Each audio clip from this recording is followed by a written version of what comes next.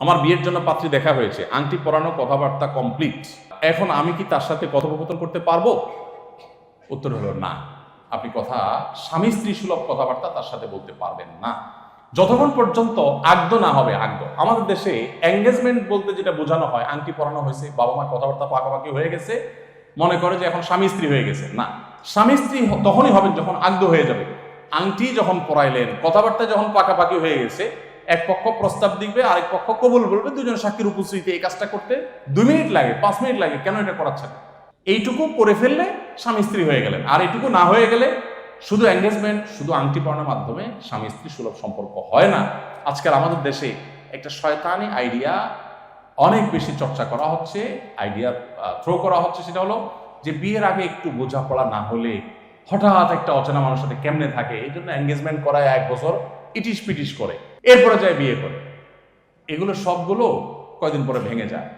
এখন বিয়ের বিচ্ছেদের হার যেরকম, আমি প্রায় একটা কথা বলার চেষ্টা করি, যারা তরুণ আছেন বয়সী, এখন বউকে ভালোবাসা নিবেদন করার জন্য কতটা উপায় আপনার কাছে আছে বলেন? হোয়াটসঅ্যাপে, মোবাইলে, ফোনে, SMS এ, মেইলে কতভাবে বলতে পারেন যে হ্যাঁ তোমারে অনেক ভালোবাসি। এই কথাটা কতভাবে বলেন, তাই না? আর তো ফুচকা, চটপটি, চাইনিজ, বাদাম, চনাবুট কি না খাওয়াইতে পারেন, সবই দিতে পারেন, তাই না? এরপরও বিয়েগুলো কিন্তু টিকে না, টিকে খুব বেশি।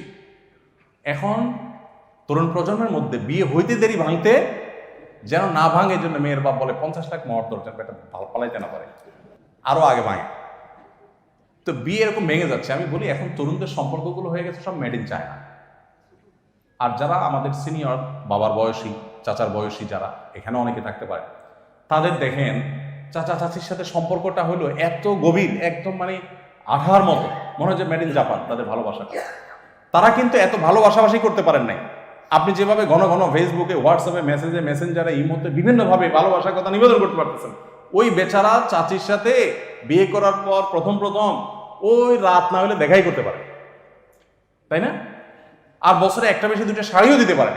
আপনি তো কত কিছু খাওয়াচ্ছেন সারাদিন, তারপর ভালোবাসাবাসি হচ্ছে না। এর অন্যতম কারণ হলো হারাম পদ্ধতিতে আমরা আমাদের ভালোবাসার পথগুলোকে ধ্বংস করে ফেলি।